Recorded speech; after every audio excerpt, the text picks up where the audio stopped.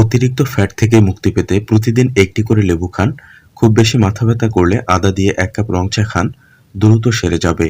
হাড়ের সমস্যা দূর করতে প্রতিদিন 1 গ্লাস দুধ খান। গ্যাসের যন্ত্রণা থেকে মুক্তি পেতে প্রতিদিন 5টি করে কলা খান। গ্যাসের সমস্যা থাকলে খাবার খাওয়ার আধা ঘন্টা আগে 1 গ্লাস পানি পান করুন। দ্রুত ফর্সা হতে পালং শাক খান।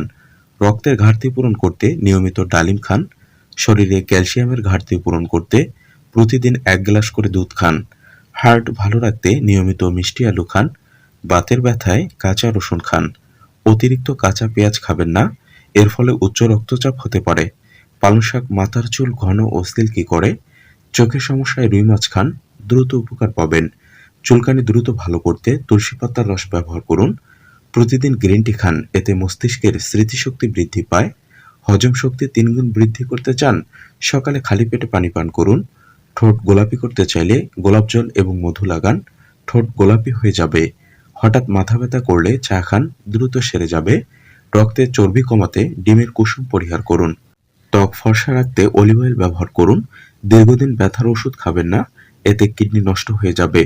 ওজন কমাতে এবং মাথা ব্যথা দূর করতে গ্রিন টি খান।